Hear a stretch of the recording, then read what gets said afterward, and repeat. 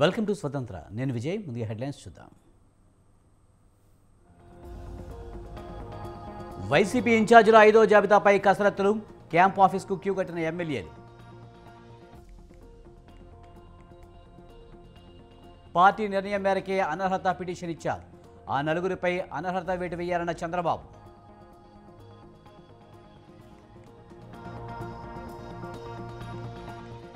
YS కుటుంబం చీలిందంటే జగనే కారణం. పోలవరంపై ఏపీ సీఎం సమాధానం చెప్పాలన్న షర్మిల.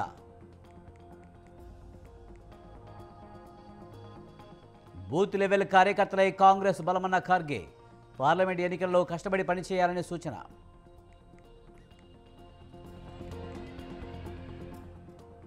లోక్సభ ఎన్నికలకు సిద్ధమవుతున్న బీఆర్ఎస్ ఈ నెల 27 నుంచి అసెంబ్లీ నియోజకవర్గ వారీగా సమీక్ష.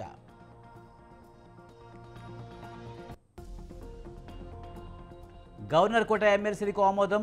కోదండరాం, అమీర్ అలీ ఖాన్కు అవకాశం.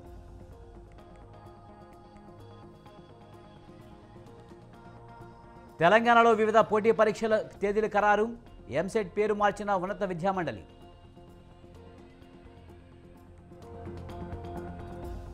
బీజేపీ మేనిఫెస్టోకు సలహాలు ఇవ్వండి. యువతకు ప్రధాని మోడీ పిలుపు.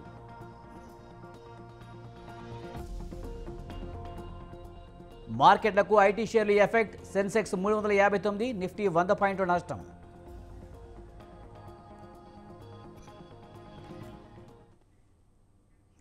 బూత్ స్థాయి నుంచి రాష్ట్ర స్థాయి వరకు నేతలందరూ కలిసి పనిచేస్తేనే లోక్సభ ఎన్నికల్లో మంచి ఫలితాలు సాధిస్తామని కాంగ్రెస్ అధ్యక్షుడు మల్లికార్జున ఖర్గే అన్నారు.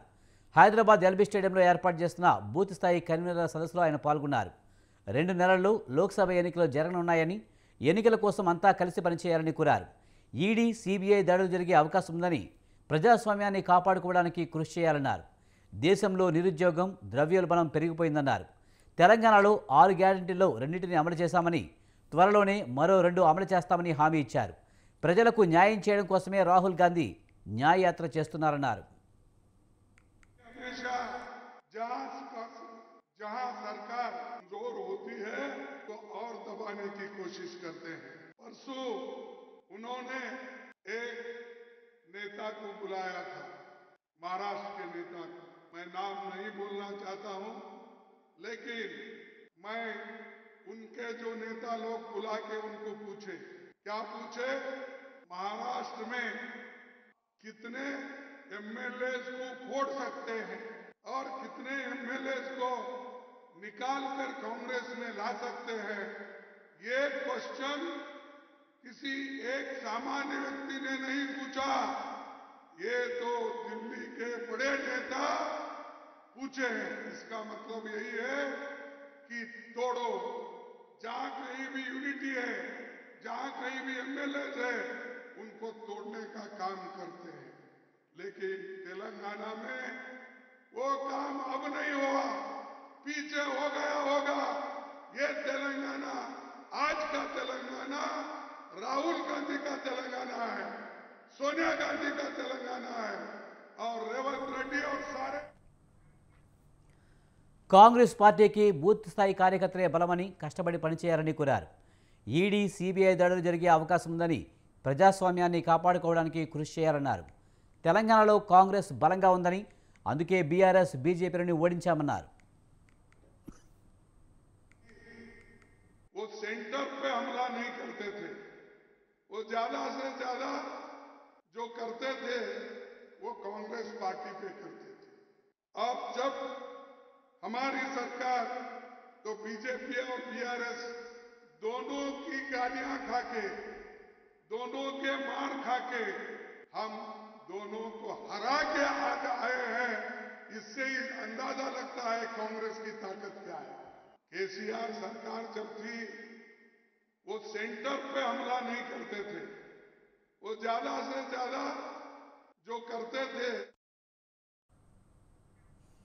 కార్యకర్తల శ్రమ వల్లే తెలంగాణలో కాంగ్రెస్ పార్టీ అధికారంలోకి వచ్చిందని ముఖ్యమంత్రి రేవంత్ రెడ్డి అన్నారు.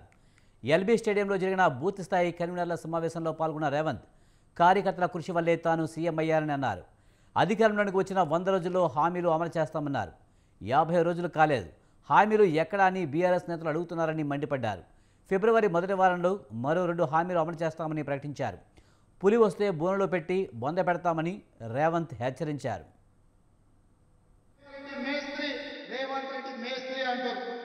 అవును బిడ్డ, నేను మేస్త్రిని. మీరు విధ్వంసం చేసిన తెలంగాణను పునర్నిర్మించే మేస్త్రిని. మీరు నిరుద్యోగ యువకుల జీవితాలతో చెలగాటమాడింది కదా, అందుకే 30 లక్షల మంది తెలంగాణ నిరుద్యోగ యువకుల భవిష్యత్తును తీర్చిదిద్దే మేస్త్రిని. ఇదే కాదు బిడ్డ, కాసుకో. మిమ్మల్ని 100 మీటర్ల కోతి నుంచి పాతి పెట్టి మీకు గోరీ కట్టే మేస్త్రిని. మన అంటుంది ఒక ఆయన, మా పులి బయటకు వస్తుందని. బిడ్డ, మా పులులు బోన్ పట్టుకొని సిద్ధంగా ఉన్నారు. బోన్లు వేసి బోన్లో పెట్టి బొంద పెట్టాం. బోను సిద్ధం, రమ్మను మీ పులిని ఏడిందో నేను చెప్పదలుచుకున్నా. అందుకే ఇంతకాలం ముఖ్యమంత్రి ఉన్నా కాబట్టి మాట్లాడితే బాగుండదు, పరిపాలన మీద దృష్టి పెడదామనుకున్నా. కానీ మాట్లాడకపోతే పని నడిచేటట్టు లేదు. ఏది పడితే అది అపోతా అని చెప్తారు. అక్కడక్కడ రేవంత్ రెడ్డి మేస్త్రి. రేవంత్ కేసీఆర్పై కుట్ర పన్నేందుకు 2 జాతీయ పార్టీలు ఒకటయ్యాయని బీఆర్ఎస్ వర్కింగ్ ప్రెసిడెంట్ కేటీఆర్ అన్నారు. లోక్సభ ఎన్నికల్లో గెలుపు కోసం కృషి చేయాలని కార్యకర్తలకు పిలుపునిచ్చారు. పార్లమెంటు సన్నాహక సమావేశంలో కార్యకర్తలు మంచి ఫీడ్బ్యాక్ ఇచ్చారని తెలిపారు. ఎంపీ స్థానాల వారీగా సమావేశాలు విజయవంతమయ్యాయని కేటీఆర్ అన్నారు. స్వల్ప ఓట్ల తేడాతో 14 అసెంబ్లీ స్థానాలు కోల్పోయామన్నారు. ఈ నెల 27వ తేదీ నుంచి రోజుకు 10 అసెంబ్లీ స్థానాల వారీగా సమావేశాలు నిర్వహిస్తామని చెప్పారు. కౌశిక్ రెడ్డిని గవర్నర్ తప్పుపడుతున్నారని ప్రొఫెసర్ శ్రవణ్ రెడ్డి కాదు, కానీ ప్రొఫెసర్ కోదండరాం కరెక్టా అని ప్రశ్నించారు.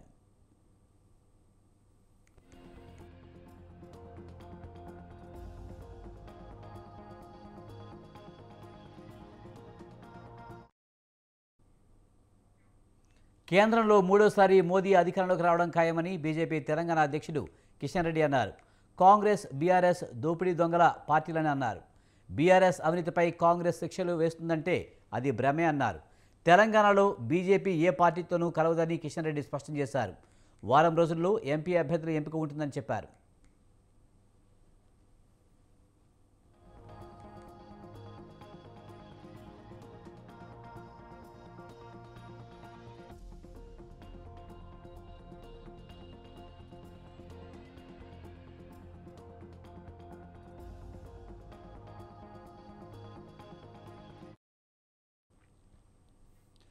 ఏపీసీసీ చీఫ్ వైఎస్ షర్మిల దూకుడు పెంచారు. అధికార పార్టీ వైఫల్యాలను ఎండగట్టడంలో ఏ చిన్న అవకాశాన్ని వదులుకోవడం లేదు. అదే సమయంలో వైసీపీ నేతలు చేస్తున్న విమర్శలకు గట్టి సమాధానమిస్తున్నారు. కాకినాడ జిల్లాలో పర్యటిస్తున్న షర్మిల చేనేత కార్మికులతో భేటీ అయ్యారు. ఈ సందర్భంగా అధికార పార్టీపై ఘాటు విమర్శలు చేశారు. పోలవరం ప్రాజెక్టు నిర్మించడంలో జగన్ ప్రభుత్వం విఫలమైందన్నారు. రివర్స్ టెండరింగ్తో మరింత ఆలస్యం చేస్తున్నారని ఆరోపించారు. కాంగ్రెస్ పార్టీ ఆంధ్రప్రదేశ్ను చీల్చిందని జగన్ ఆరోపించారని, నిజానికి వైఎస్ ఫ్యామిలీ విడిపోవడానికి జగనే కారణమని అన్నారు.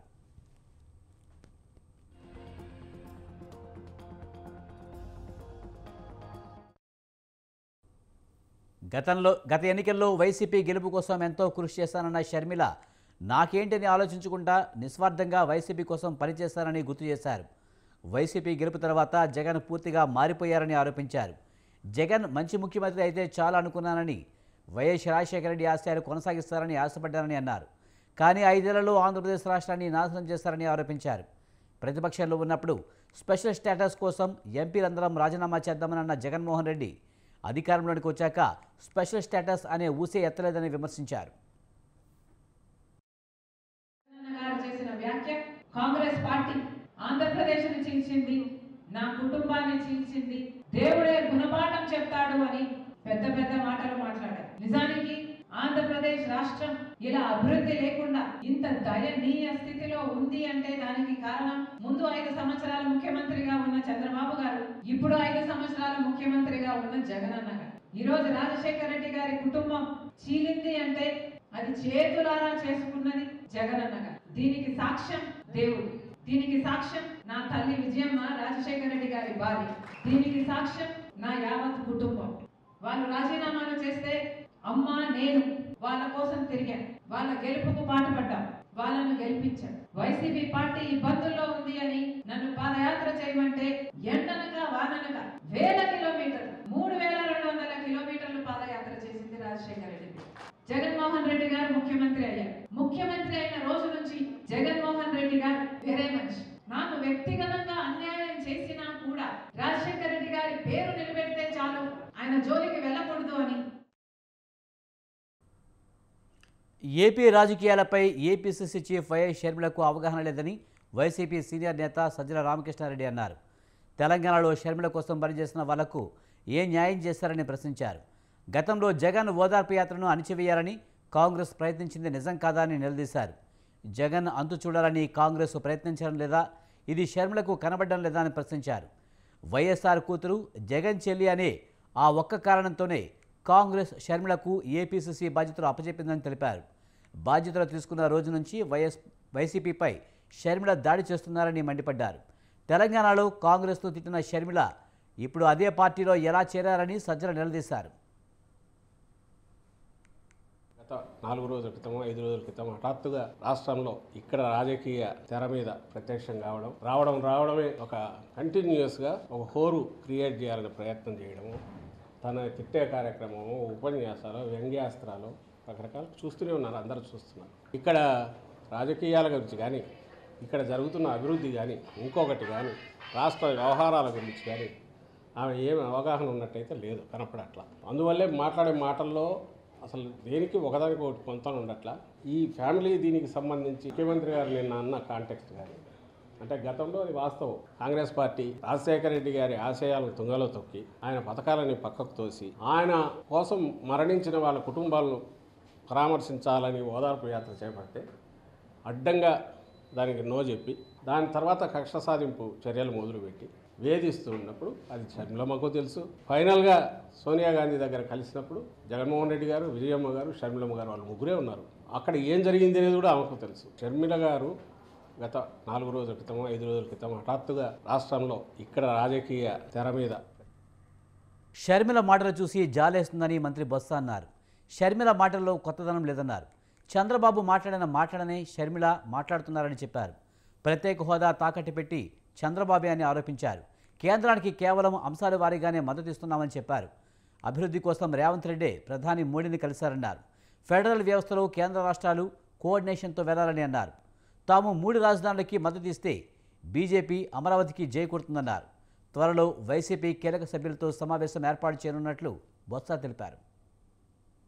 నిన్న కాక మొన్న తెలంగాణ ముఖ్యమంత్రి గారు వెళ్ళి మరి ప్రధానమంత్రిని అలాగే హోంమంత్రిని కలలేదా? ఆయన కాంగ్రెస్ ముఖ్యమంత్రి కదా, ఎందుకు వేసాడు?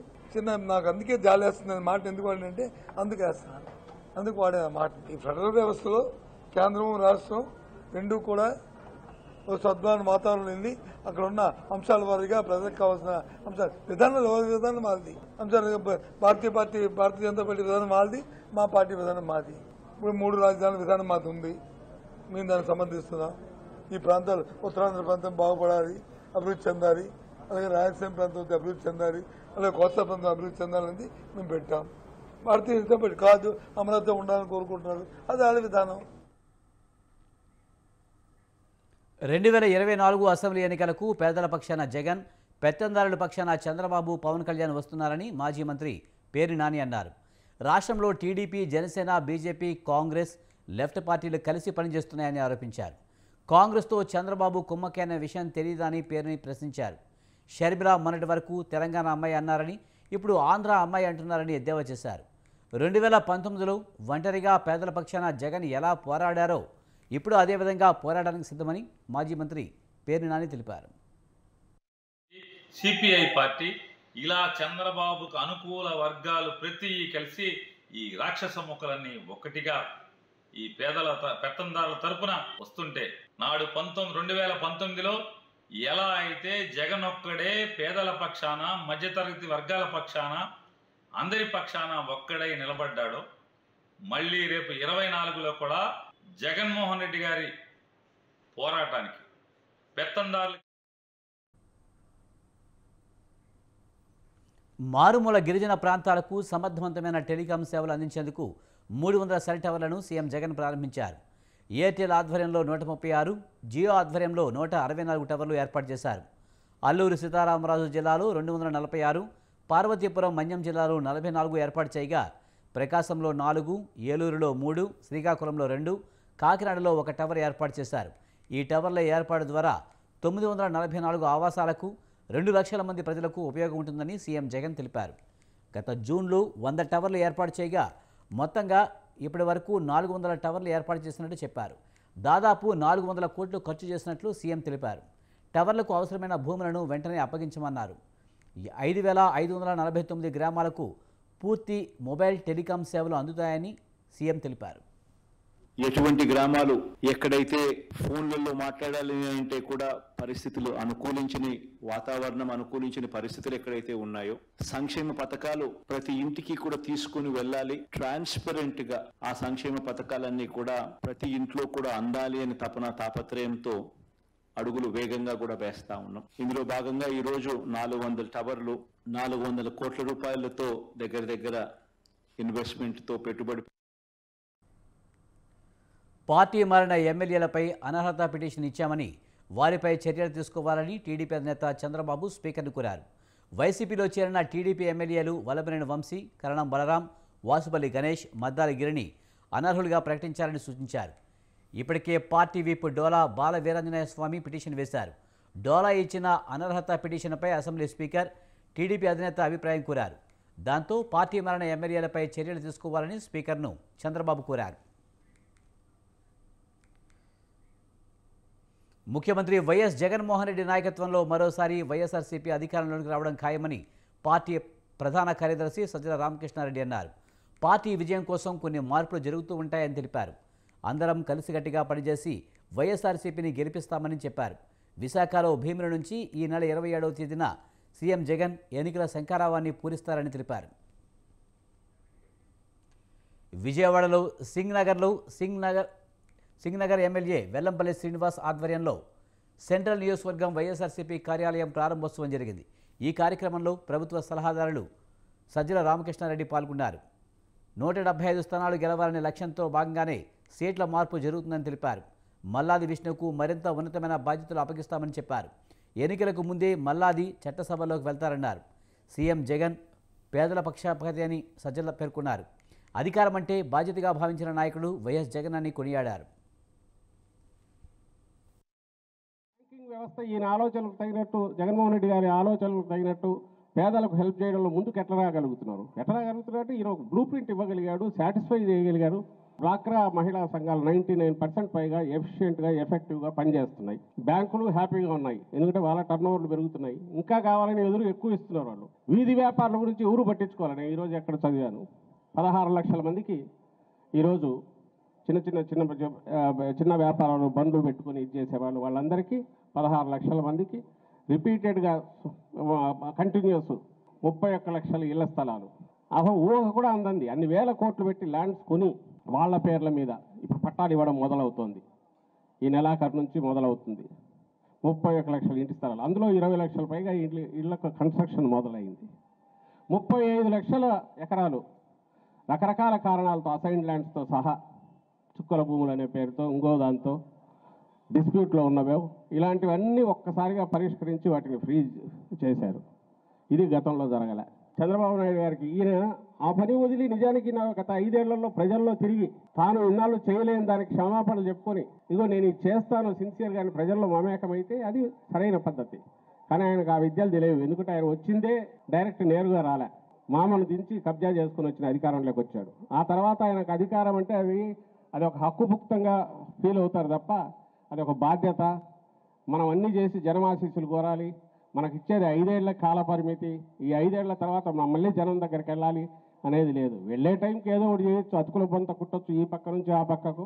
వీళ్ళందరినీ కోవేసుకొని తనకున్న మీడియా పవర్ యూజ్ చేసేసి జనాన్ని మళ్ళీ భ్రమలో పెట్టేసి మళ్ళీ పవర్లోకి రావచ్చు అనే కుట్రపూరితమైన ఆలోచన తప్ప ఆయనకు నిర్మాణాత్మకంగానో లేకుంటే హెల్దీ ఆరోగ్యకరమైన ఆలోచనలు కానీ అసలు లేవు.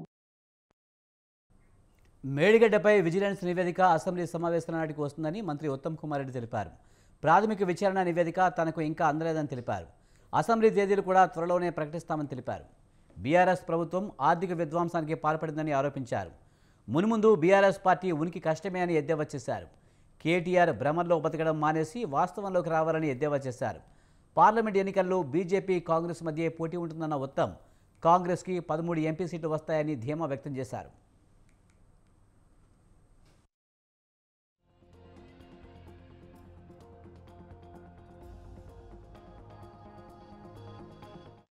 నాకున్న అంచనాల్లో కాంగ్రెస్ పార్టీకి 13-14 స్థానాలు పార్లమెంట్ స్థానాలు గెలిచే అవకాశాలు స్పష్టంగా అవపడుతున్నాయి. పార్లమెంట్ ఎన్నికల్లో కాంగ్రెస్ పార్టీకి 13-14 స్థానాలు వచ్చి ఇతర పార్టీలకి చాలా తక్కువ స్థానాలు వచ్చినప్పుడు ఆ పార్టీలు బలహీనపడి క్షీణించిపోయే ఏదైతే ఒక పొలిటికల్ అనాలిసిస్గా ఈరోజు అనిపిస్తుంది నాకు. నేను పదే కొన్ని విషయాలు చెప్తున్నా, మళ్ళీ చెప్తున్నాను. మేము మొదటి రోజు ఎలక్ట్రిసిటీ రివ్యూ చేస్తే 90,000 కోట్ల, రెండో రోజు ఇరిగేషన్ రివ్యూ చేస్తే 2 లక్షల కోట్లు ఖర్చు పెట్టిండ్రు. అది ఎవరి సొమ్మా 2 లక్షల కోట్లు? నిన్ను నన్ను మన పిల్లల్ని వాళ్ళ పిల్లల్ని తాకట్టు పెట్టి అప్పు తీసుకొచ్చి ఖర్చు పెడితే నామ మాత్రం ఆయకట్టు, కొత్త ఆయకట్టు. టీపీసీసీ చైర్మన్గా మాజీ డీజీపీ మహేందర్ రెడ్డిని ప్రభుత్వం నియమించింది. రాష్ట్ర సర్కారు పంపిన ప్రతిపాదనకు గవర్నర్ తమిళిసై సౌందరరాజన్ ఆమోదముద్ర వేశారు. మహేందర్ రెడ్డితో పాటు సభ్యులుగా అనితా రాజేంద్ర, పాల్వాయి రజనీకుమారి, అమీర్ ఉల్లాఖాన్, యాదయ్య, వై రామ్మోహన్ రావును నియమించారు. గత ప్రభుత్వ హయాంలో ప్రశ్నాపత్రాల లీకేజీ వ్యవహారం టీఎస్పీఎస్సీ ప్రతిష్టను దెబ్బతీసింది.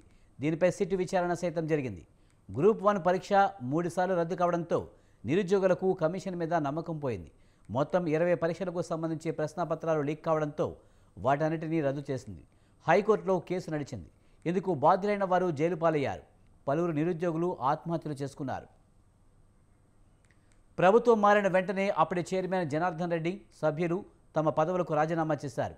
ఈ నేపథ్యంలో ముఖ్యమంత్రిగా బాధ్యతలు చేపట్టిన సీఎం రేవంత్ రెడ్డి పరీక్షలను పారదర్శకంగా, కట్టుదిట్టంగా నిర్వహించారని భావించారు. కమిషన్ చైర్మన్ బాధ్యతలను విశ్రాంత ఐపీఎస్కు అప్పగించాలని నిర్ణయించారు. ఇందుకోసం చైర్మన్, సభ్యుల నియామకాలకు ప్రభుత్వం దరఖాస్తులను ఆహ్వానించింది. చైర్మన్ పదవి కోసం సుమారు 50 మంది దరఖాస్తులు చేసుకున్నారు. చివరికి మాజీ డీజీపీ మహేందర్ రెడ్డిని ప్రభుత్వం ఖరారు చేసి గవర్నర్కు పంపించింది. గవర్నర్ తమిళిసై ఆమోదముద్ర వేశారు. టీఎస్పీఎస్సీ చైర్మన్తో పాటు 5 సభ్యులను ప్రభుత్వం నియమించింది. విశ్రాంత ఐఏఎస్ అధికారి అనితా రాజేంద్ర, జేఎన్టీయూ ప్రొఫెసర్ యాదయ్య, ట్రాన్స్కోలో పనిచేసి పదవి విరమణ పొందిన రామ్మోహన్ రావును ఇటీవలే బీజేపీ నుంచి కాంగ్రెస్లో చేరిన పాల్వాయి రజని, అమీర్ ఉల్లాఖాన్కు సభ్యులుగా ప్రభుత్వం అవకాశం కల్పించింది.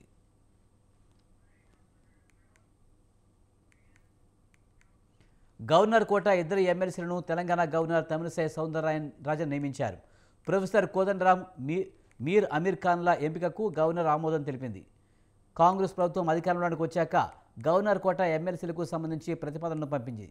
తెలంగాణ జనసమితి అధినేత ప్రొఫెసర్ కోదండరాం, సియాసత్ పత్రిక రెసిడెంట్ ఎడిటర్ జావేద్ అలీఖాన్ కుమారుడు మీర్ అమీర్ అలీఖాన్లను ఎమ్మెల్సీగా ప్రభుత్వం చేసిన ప్రతిపాదనలకు గవర్నర్ ఆమోదం తెలిపారు. కాగా అసెంబ్లీ ఎన్నికల్లో కాంగ్రెస్ పార్టీకి కోదండరాం మద్దతు పలికారు. ఆయనకి ఇచ్చిన హామీ మేరకు ఎమ్మెల్సీగా అవకాశం కల్పించారు.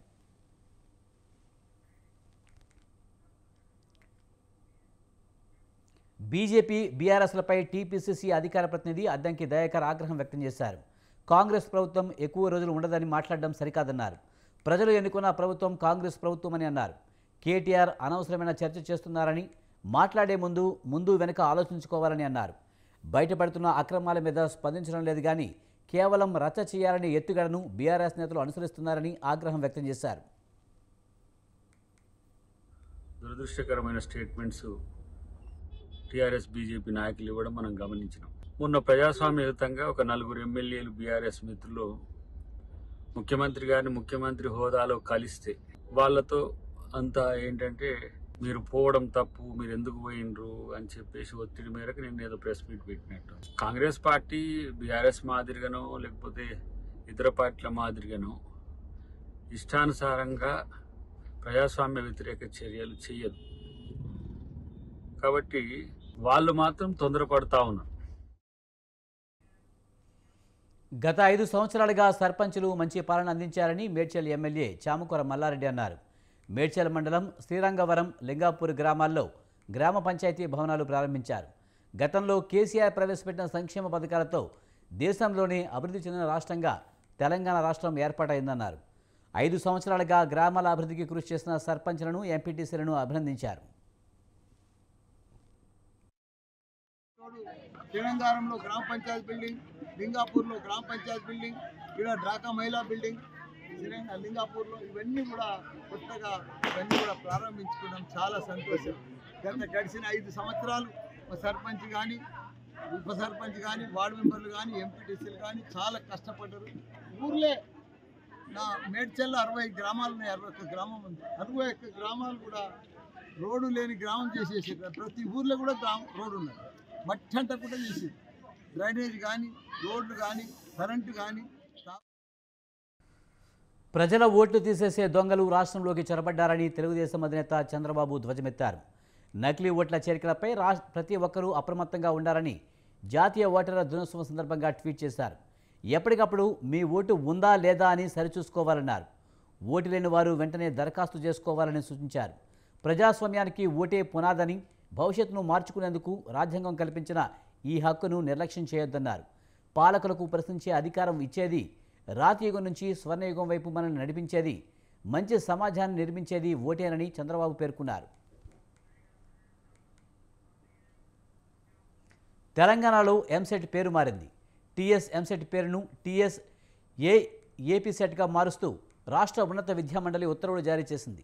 తెలంగాణ రాష్ట్ర engineering, agriculture, pharmacy common entrance test సహా 8 ప్రవేశ పరీక్షలకు తేదీలను ఖరారు చేశారు. పరీక్షల షెడ్యూల్ను విద్యాశాఖ కార్యదర్శి బుర్రా వెంకటేశ్వరం విడుదల చేశారు. మే 9 నుంచి 13 వరకు ఈఏపీ సెట్, మే 6 నుంచి టీఎస్ఈ సెట్, మే 23న Ed CET, June 3న law set పరీక్షలు నిర్వహించనున్నారు.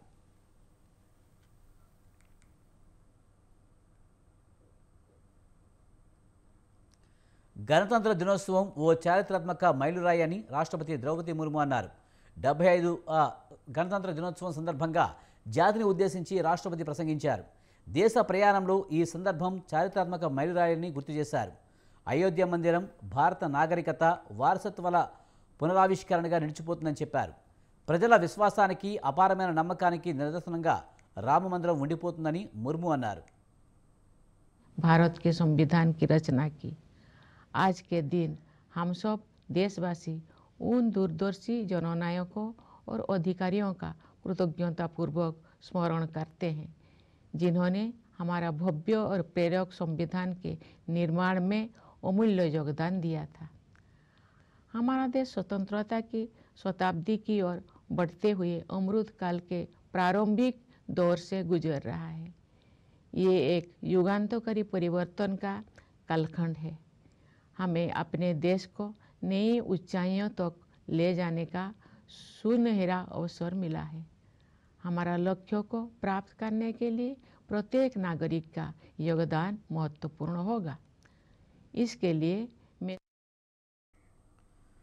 2047 నాటికి అభివృద్ధి చెందిన భారతదేశాన్ని నిర్మించే బాధ్యత ప్రజలందరిపై ఉందని ప్రధాని మోదీ అన్నారు. జాతీయ ఓటర్ల దినోత్సవం సందర్భంగా నవ్ మతాతా సమ్మేళన కార్యక్రమంలో ప్రధాని మోదీ పాల్గొన్నారు. ఈ సందర్భంగా ఆయన మాట్లాడుతూ ఓటర్లుగా నమోదు చేసుకునే వారు అప్లై చేయాల్సిందిగా కోరారు. శక్తివంతమైన ప్రజాస్వామ్యాన్ని జరుపుకునే సందర్భంగా ఓటర్లుగా నమోదు చేసుకోకపోతే వారిని ప్రోత్సహించే రోజు ఇదని చెప్పారు. कि बड़ी संख्या में बेटियां आज इस कार्यक्रम से जुड़ी हुई हैं। आज राष्ट्रीय मतदाता दिवस है। इस महत्वपूर्ण दिन देश के सबसे युवा मतदाताओं के बीच आना अपने आप में ऊर्जा से भर देने वाला है। मैं आप सभी को राष्ट्रीय मतदाता दिवस की बहुत बहुत बधाई देता हूं। 18 से 25 वर्ष की आयु ऐसी होती है जब किसी का भी जीवन बहुत से बदलावों का साक्षी बनता है। इन्हीं बदलावों के बीच आप सभी को एक और ఇవి బులెటిన్ విశేషాలు. చూస్తూనే ఉండండి స్వతంత్ర.